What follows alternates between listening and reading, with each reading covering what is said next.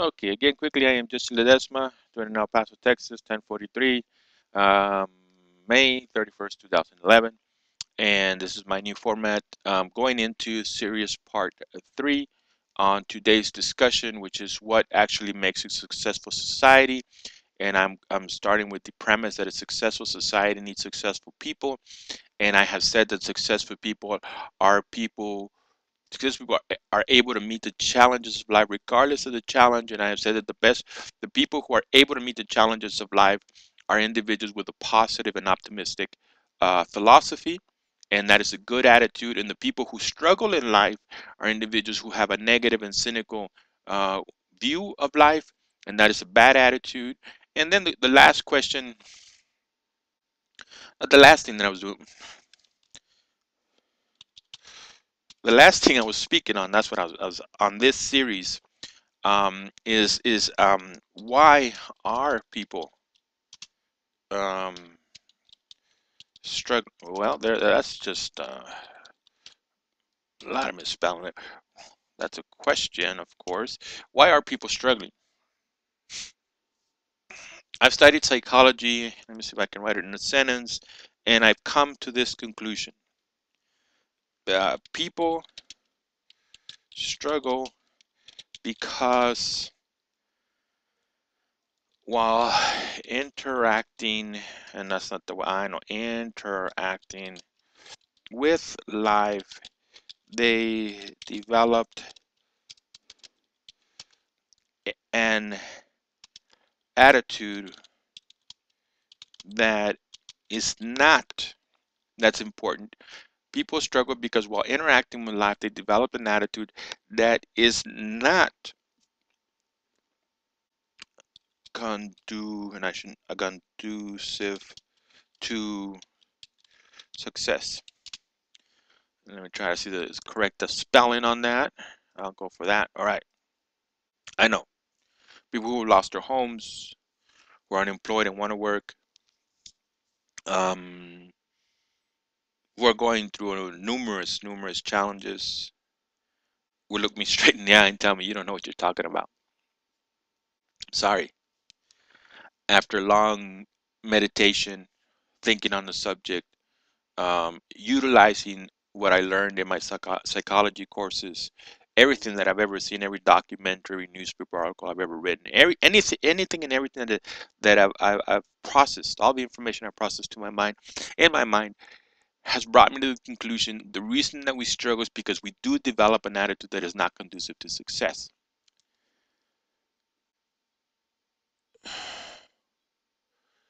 We're trained mostly. Don't over, okay, I should not overgeneralize. The majority of us are trained to be negative and cynical. Not only that, there is a perception. Let me write this down. There is a perception of what qualifies for a good life. So that perception, okay, includes a, let's say, 3-bedroom home. Oops. Okay. That perception includes a big income. All right. C. Now that perception includes popularity. How do you spell that? Let's hope I spelled it right. Okay. And what else? Okay, so I'm just gonna stop there. Of course, the vehicle comes with it. What excuse me, where you shop. There's this perception that winning American Idol and living in a mansion and having everybody love you is what qualifies for a good life.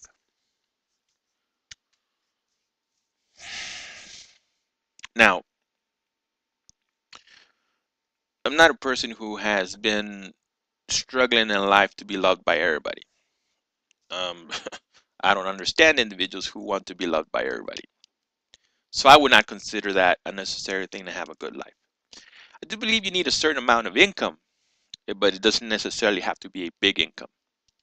I think if most people sat down with a pencil and a piece of paper and figured out what is the least amount of money they need to succeed, I mean, to meet their basic needs, would be surprised that it's a lot less than they actually think it is. Um, but we have been conditioned that we must live this life of materialism and of wealth. And is wealth is not the problem. Is what we do with the wealth. Now,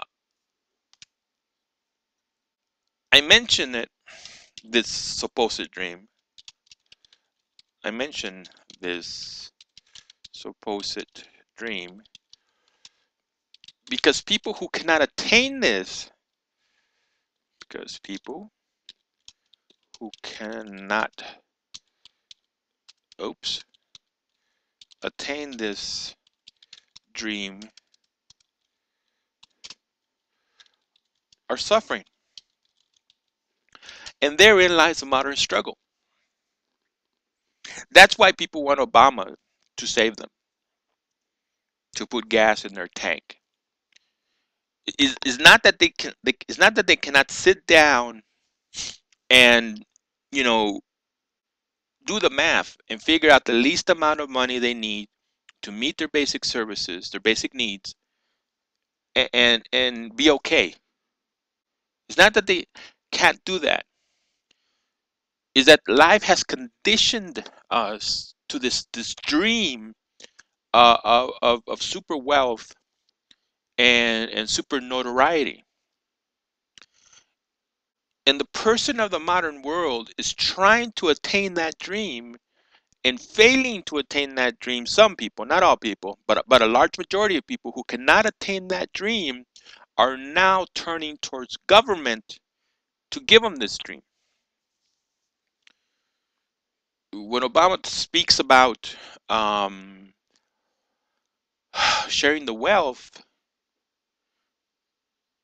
it's under the assumption that if he does that, all the people who are unemployed, all the people who are struggling, who are not, quote unquote, able to meet their basic needs, need the money of the wealthy to meet, excuse me, the challenges of life. That's a fallacy. One thing that government can never do, I'm gonna write this down here, has to be government can never give a person, a person a purpose in life. That's what motivates and drives people.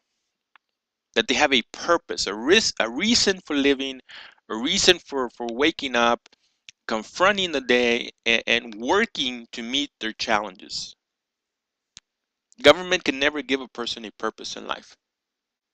Government can give a handout, but government cannot inspire an individual to want to go out and do something, to want to be a nurse, to want to be a doctor, a lawyer, a basic janitor.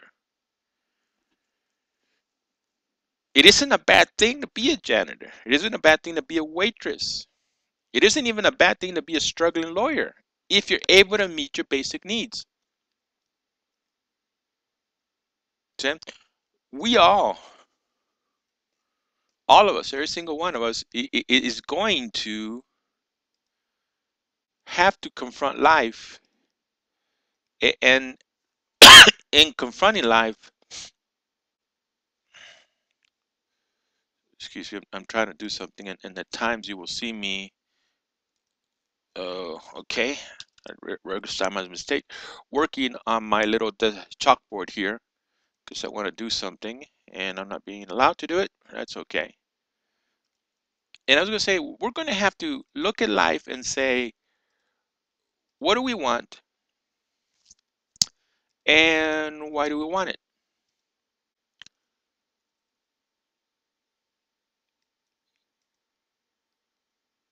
And then the next question comes, is it appropriate?